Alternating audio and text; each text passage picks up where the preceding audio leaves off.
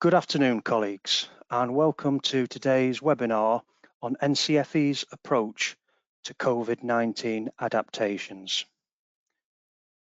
My name is Paul White, and I am the Head of Provider Development at NCFE. I'm joined today by Jane Considine, who is the Head of Quality Assurance, and Annika Ridder, who is our COVID-19 Ops Lead.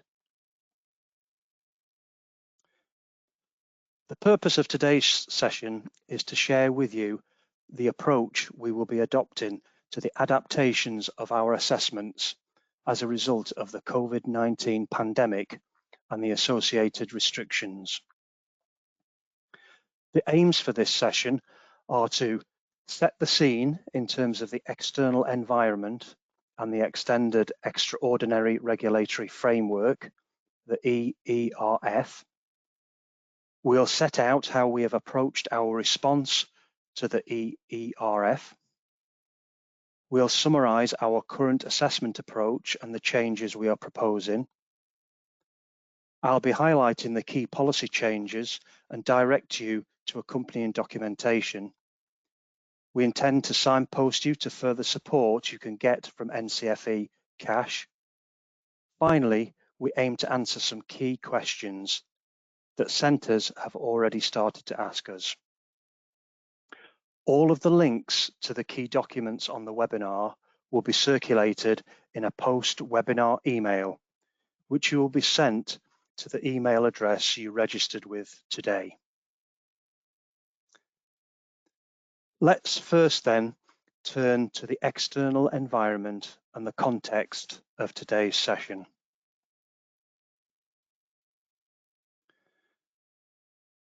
I think it's fair to say that summer 2020 was challenging for everyone involved in education. Whilst it was challenging for awarding organisations, it was an extremely difficult and testing time for our centres, and equally it was incredibly unsettling for learners. Summer awarding 2020 was governed by the rules set out in the extraordinary regulatory framework. The ERF essentially resulted in centres submitting centre-assessed grades based on a range of evidence as opposed to the usual diet of exams, external assessments and synoptic projects, etc. Over the last few months, Ofqual has been consulting and issuing guidance on awarding for 2021.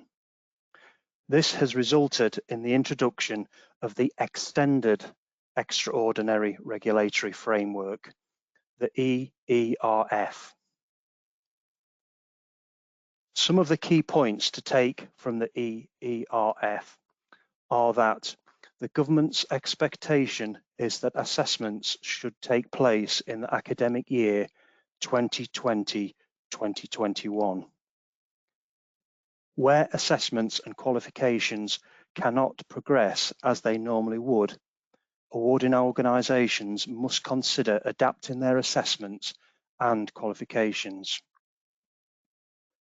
Awarding organisations that have used adaptations to mitigate disruption during summer 2020 may also choose to continue to apply some or all of those adaptations in 2020-2021.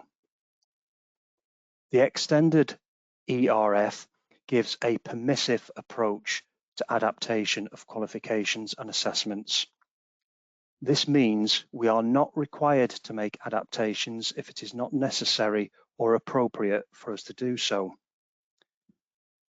Awarding organisations must have regard to the EERF guidance when determining which approach to take for our assessments and qualifications in the coming year.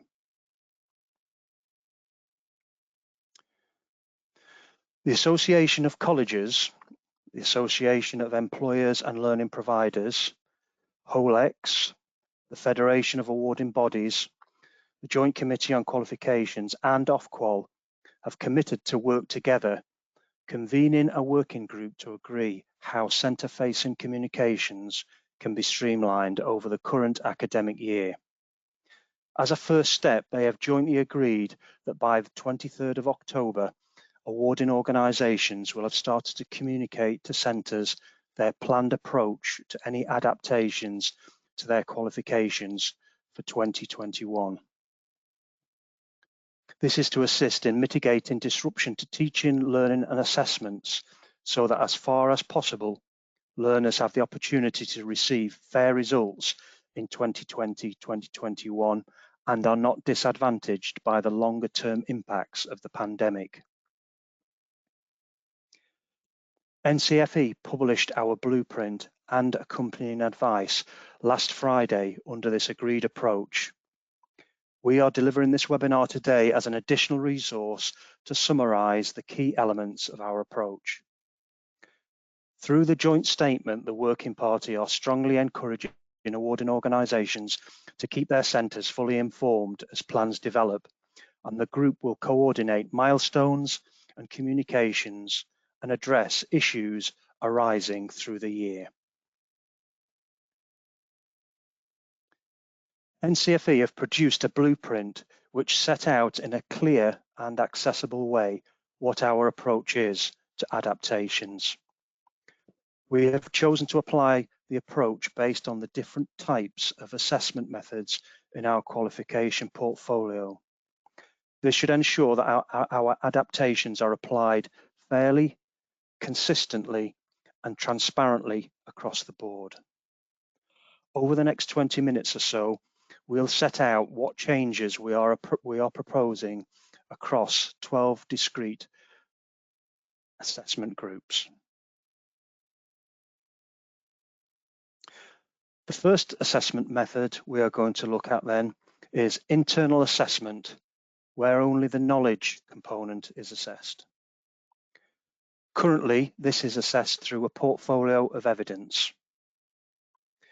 Guidance in our qualification specifications set out assessment criteria which must be met and examples of the type of evidence which may be used to meet those criteria.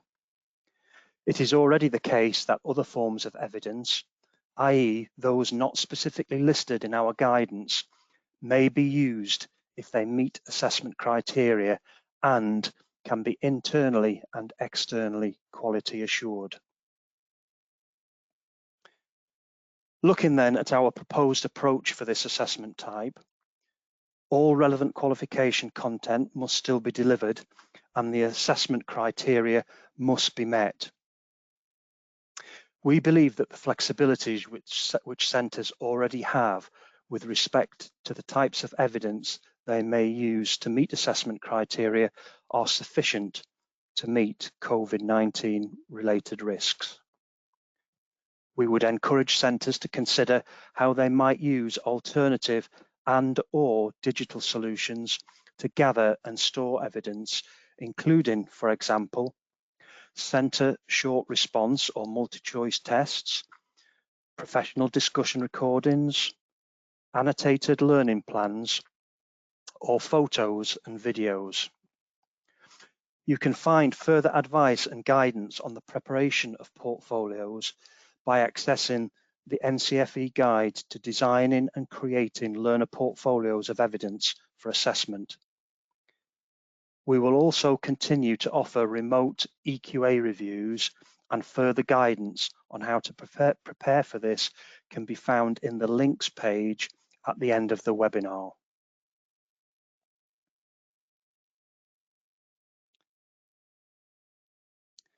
Moving on now to internal assessment, where both skills and knowledge are assessed. Currently, this is again assessed through a portfolio of evidence. Guidance in our qualification specifications sets out assessment criteria which must be met and examples of the type of evidence which may be used to meet those criteria. It's already the case that some of the evidence may be used if it meets the assessment criteria and can be internally and externally quality assured.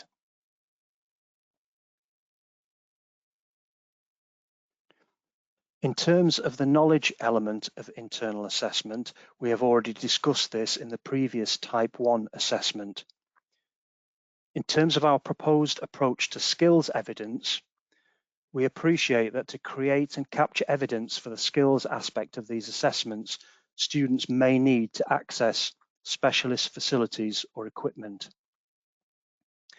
As our existing guidance permits to mitigate COVID-related challenges in accessing facilities or equipment, we would encourage centres to consider using expert witness testimonies to confirm the observation of student competence over time, where direct observation is not possible, using observation of simulated activity to evidence the demonstration of competence, where direct observation is not possible, using digital solutions to capture evidence remotely, where students can access required facilities or equipment away from the centre, but teaching staff cannot observe at that location. Carefully considering how you schedule teaching, learning and assessment activity during the year, recognising that you may not be able to access specialist facilities or equipment in all weeks. Again, you will be able to find more information on portfolios and EQA reviews in the links page at the end of the webinar. Next, we are going to look at observation of skills via work placement, where the placement is an optional part of the qualification. A number of our qualifications include optional work placement components used to support teaching, learning, formative and summative assessment. Our current approach is where elements are optional, we do not typically require that students complete a minimum number of placement hours. Rather, we want to see the placement support students' progress. We do require that placement hours are recorded and recommend that students complete a professional skills record and are observed during the placement wherever possible. The amount and type of assessment included in work placement varies between qualifications, but will typically be a combination of internal skills and knowledge assessment activity. See Type 1 and Type 2 discussed above.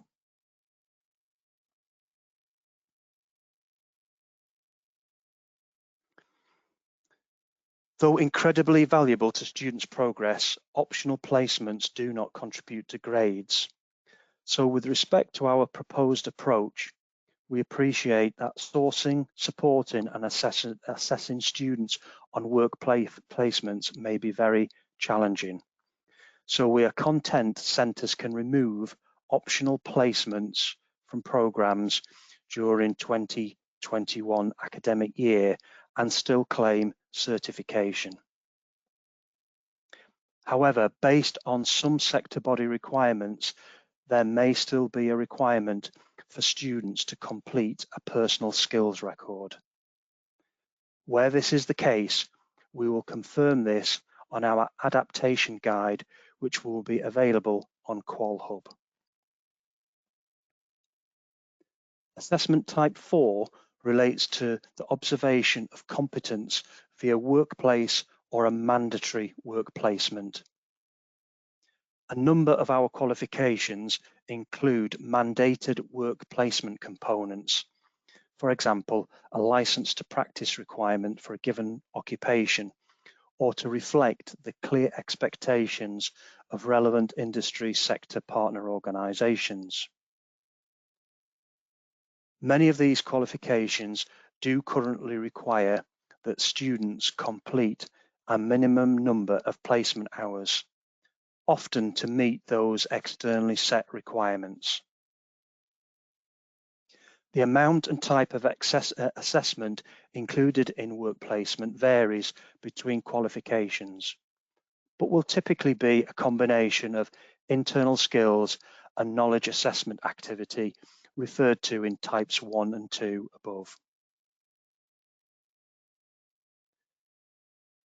In terms of our approach to mandatory work placement, all relevant qualification content must still be delivered and assessment criteria met.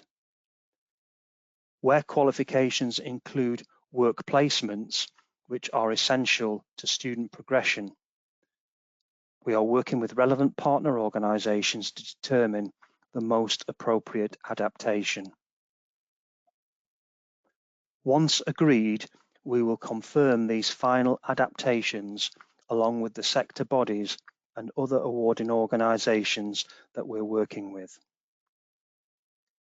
Wherever we can do so without compromising student progression or wider regulatory requirements, we will look to remove the requirement that students complete a minimum number of placement hours, permitting centres flexibility to support students' progress outside of the work placement, provided they demonstrate competence.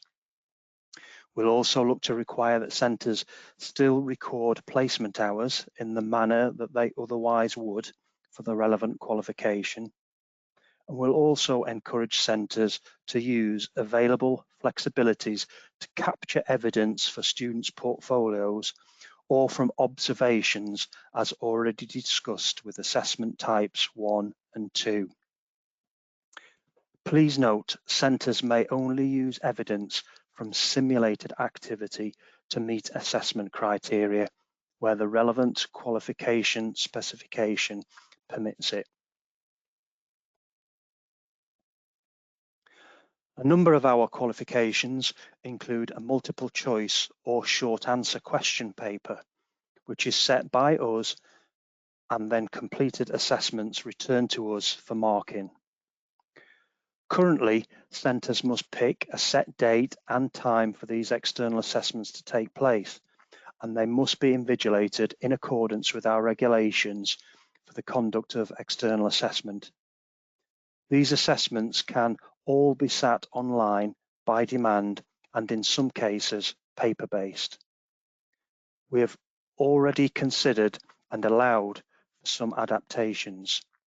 These include invigilation exception requests for flexibility with respect to functional skills, and we have updated our assessment variation process to allow for additional test centre locations. In terms of multiple choice or short answer questions, all relevant qualification content must still be delivered and assessment criteria met. We recognise that at different points throughout the year, centres may not be able to stage invigilated assessments as they normally would. As part of our proposed approach to support centres further, in addition to the adaptations already confirmed, we have updated our special consideration process to accommodate circumstances where students need to self-isolate and cannot attend scheduled assessments. We are currently in the process of developing our solution for remote invigilation that will enable students who cannot attend centres because, for example, they need to self-isolate to sit their assessments remotely. We are forging a partnership that will enable centres to access a national network of test centres so that students can still sit invigilated assessments where centres' own facilities are inaccessible for pandemic-related reasons. We will provide centres with more information on remote invigilation and the test centre network as soon as possible. A large number of our qualifications are set date assessments. These assessments have external assessments that must be sat on a set date and at a time and at your centre. A large proportion of these qualifications are currently paper-based, but some can be delivered online. All of these assessments must be invigilated as per the regulations for the conduct of external assessment. We have already allowed some adaptations. We've updated our assessment variation process to allow centres to use additional test centre locations. We have also added additional assessment opportunities to the 2021 timetable to provide centres additional flexibility. We would encourage centres to think about how they might use the updated assessment variation process to help them mitigate risks to assessment, i.e., by identifying and nominating additional locations well ahead of assessments. We would also encourage centres, wherever possible, to work towards the earliest assessment date for their students, rather than planning towards additional later dates. This will give students the best opportunity of completion in year.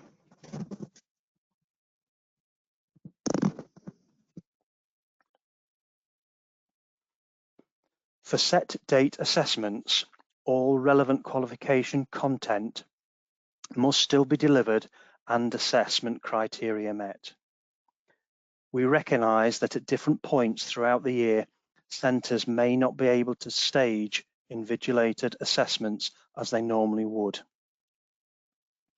To support centres, on top of the additional adaptations already confirmed, we have updated our special considerations process to accommodate circumstances where students need to self-isolate and cannot attend scheduled assessments.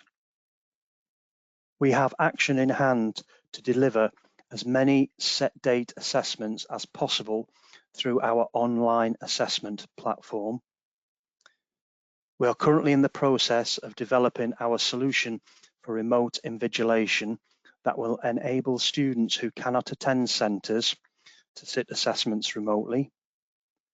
We are also forging a partnership that will enable centres to access a national network of test centres so that students can still sit invigilated assessments where centres' own facilities are inaccessible or for pandemic-related reasons. We will provide centres with more information on which assessments are or will be available through our online platform, our remote invigilation and test centre network as soon as possible. If we now turn to speaking, listening and communication. Our functional skills qualifications in English have controlled assessments for the speaking, listening and communication component. These assessments require students to complete a presentation, question and answer session and a group discussion. NCFE provides the assessment, mark schemes and any source materials that students will need to use during their assessments. The controlled assessment is administered under specified assessment conditions. We have already allowed remote assessments for our legacy qualifications, but we have also advised that centres could accommodate students' SLC preparation time in advance of their reading, writing assessments to minimise the amount of occasions the students would need to travel to the centre.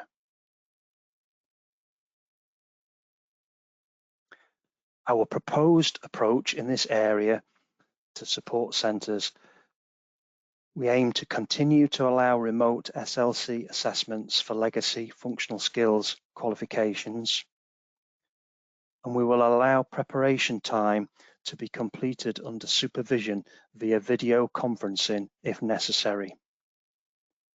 You will be able to access more information on the arrangements agreed by all awarding organisations when they are finalised by accessing the link in our links page at the end of the webinar. A large amount of our qualifications have a Synoptic project that must be completed in controlled conditions. These assessments are completed in a set number of hours and the centre arranges supervised periods of external assessment within a set window. The Synoptic project is externally set by NCFE, internally graded by the centre, and externally quality assured by NCFE. In terms of our current approach, we have already updated our assessment variation process to allow centres to use additional test centre locations. Our proposed approach to controlled assessment and Synoptic project is the controlled assessment must still be completed, but to provide additional flexibility, we have updated our special consideration process to accommodate circumstances where students need to self-isolate and cannot attend for scheduled assessments. We've also updated the assessment window, maintaining the same release date and extending the submission dates to allow more time for completion of the hours. More information can be found in the links page at the end. Our new technical qualification in education and childcare includes an externally assessed employer set project. The purpose of this project is to ensure that students can apply their knowledge and skills to develop a substantial piece of work in response to an employer set brief. The brief and tasks are contextualized around an occupational area and chosen by the student ahead of the assessment window. The assessment must be completed in 12 hours, where the centre arranges supervised periods of external assessment within that set window. We have already updated our assessment variation process to allow centres to use additional test centre locations. Our proposed approach is that the employer set project must still be completed, but to provide additional flexibility, we have updated our special consideration process to accommodate circumstances where students need to self-isolate. We are also currently consulting centres on whether we might extend the assessment window and or adapt assessment conditions. A number of our qualifications have task-based assessments that are completed over a period of time in an assessment window and must be invigilated. We have already updated our assessment variation process to allow centres to use additional test centre locations, and the link is at the end of the webinar. Under our proposed approach to this, the task-based assessment must still be completed, but to provide additional flexibility, we have updated our special consideration process to accommodate circumstances where students need to self-isolate. We will also offer additional assessment opportunities during the year, and again, more information can be found in our assessment timetable link at the end of the webinar. A number of our CACHE qualifications have extended external assessments that are completed by independent self-study. This is done by the learner and submitted to NCFE for marking at set times during the year. We have already adapted our process to allow for evidence to be submitted electronically rather than by post. We have also updated our assessment variation process to allow for extension of the submission dates. Our proposed approach is that the independent study assessment must still be completed. To support centres with remote delivery and assessment, we will continue to allow electronic submission instead of post. Centres can request a file sharing link by emailing assessmentdelivery@cache.org.uk. A member of our assessment delivery team will then provide information and a link to which the centre can upload their assessment paperwork.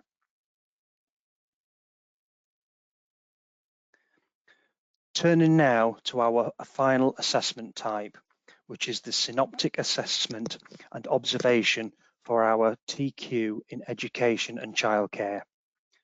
Our new technical qualification in education and childcare includes occupational specialism components. These occupational specialisms are externally assessed through Synoptic assignments, except for the observation element, which is internally marked by centres and externally moderated by NCFE.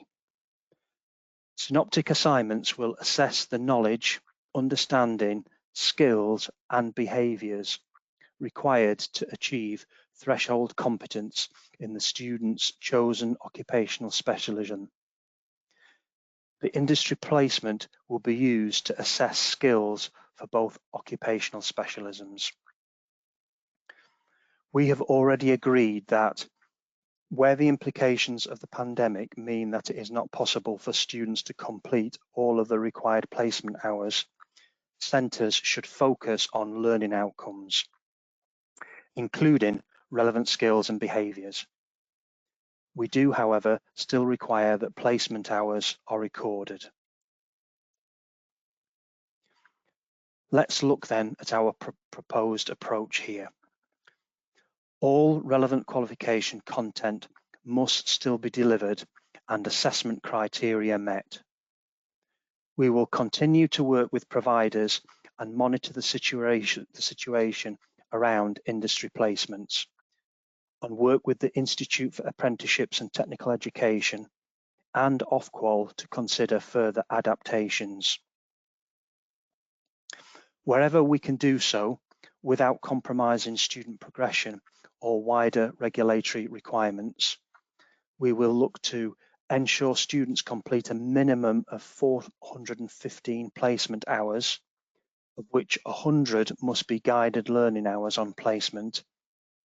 This is required to reflect the time needed for students to develop the skills and knowledge required, and for formative assessments to take place to demonstrate success. We require that centres do still record placement hours in the manner they otherwise would for the relevant qualification.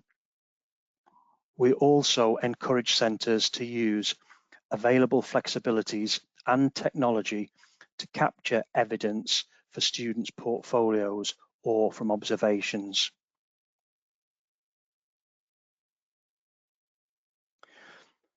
We have provided some key links to many of the documents and guides referred to in today's webinar, including the blueprint document.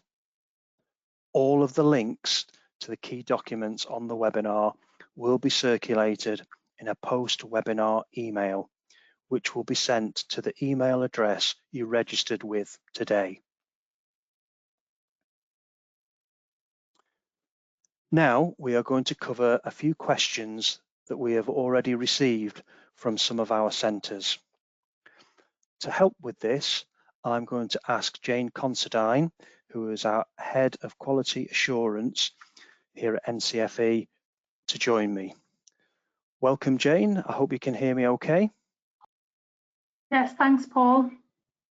Okay, Jane. So one of the first questions that we've had is, what adaptations are we making for work placements?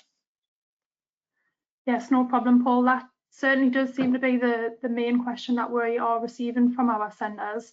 Really, this depends on whether the work placement is an optional part of the qualification or whether it's an essential part. For example, if the qualification has a licence to practice requirement. For optional work placements, we typically don't require that students complete a minimum number of work placement hours, and rather that we want to see that the placement will support students' progress. So whilst the placements are incredibly valuable, they don't actually contribute towards the overall grade of the qualification. So we're looking to give the option to remove those optional replacements during this next academic session and still allow learners to claim certification. However, for the essential work placements where they're mandated as part of the qualification because of licence to practice or elements of competence, we still require that all relevant qualification content to be delivered and the assessment criteria to be met. We're in the process of working with all of our relevant sector partners and organisations to decide on the most appropriate course of action where this might not be possible. Wherever possible, we're looking, without compromising either progression or regulatory requirements, we'll look to remove the requirement that a minimum number of placement hours are complete and allow flexibility to support progression through alternative demonstration of competence. We'll also encourage our centres to use existing flexibility to capture evidence for student portfolios or from observation. And there's lots more guidance available on the links that you've already mentioned on how centres can do this. Over the next few weeks, what we'll do is confirm exactly which qualifications have optional and which ones have mandatory components, and what the confirmed adaptation is that we've agreed with any sector bodies and regulators. And we'll release this in our adaptation addendum and our exec summary, which will be available per qualification. Okay, that's great, Jane.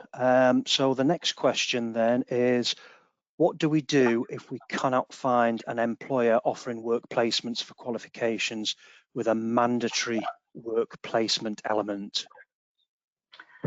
Again, another really good question. I think what we'd do is urge any centres that are in this situation to get in touch with our customer service team on customer support at ncfe.org.uk or on our main switchboard number. And what we can do is put you in touch with our sector managers who may be able to support. If after having that conversation with our sector managers, you're still unable to secure a placement for the qualification, and it is a mandatory work placement, then we may need to consider delaying that element of the qualification. Okay, that's great, Jane, thank you. So the next one, question 3, is, are centre assessed grades available as part of the adaptations in 2020-2021? No, not this year. So Ofqual have been clear that centre assessed grades or CAGs, which were introduced specifically in relation to the cancellation of assessments in the summer 2020, are not an adaptation in 2021. Okay, fourth question, Jane, is probably a subtle one, but what is the difference between a special consideration and an assessment variation? Okay, yeah, so an assessment variation is something that can be submitted in advance of any external assessment to request a change to either the start time, the date, or an assessment location. So this is where the centre knows that there's an issue in advance, and then alternative arrangements can be discussed with our assessment delivery team. These must be submitted in advance of the scheduled date and assessment, and we'll conduct a review on that. A special consideration is something where if these are submitted immediately before, on the day, or up to 5 days after the external assessment, if a learner may be disadvantaged due to adverse circumstances during the assessment. So this includes instances of students missing an external assessment because of a requirement to self-isolate because of COVID-19 related reasons. The message though is really clear though, is as soon as you're aware that there's an issue, get in touch with us and we'll be able to support you either through the assessment variation or the special consideration process. Okay, and then I think we've got time for one more question. This is probably really a key one. Will there be further changes made to the external assessment timetable in 2021? So we've got no current plans to update our external assessment timetable beyond the ones that we've already announced that you've mentioned throughout the webinar, and that is available on our external assessment timetable page of our website. But we also appreciate that there may be additional change required in response to ongoing discussions with JCQ or Ofqual, or to further mitigate risks associated with the ongoing pandemic. If further changes are required, we'll update all centres as soon as we are able. Okay, thanks Jane for supporting those with those questions. That was really helpful, and hopefully that should clarify a number of points. So just a reminder then for centres customers to regularly check the COVID-19 hub on our website. If you'd like more information or support, you can email or call our customer support team at the details below. Alternatively, you can talk to one of our NCFE account executives. So I'd like to thank you all for listening to the webinar today. We hope that you found it helpful. Please be assured that we will do all we reasonably can to help, support and guide you through the coming year. So from everyone at NCFE, stay safe.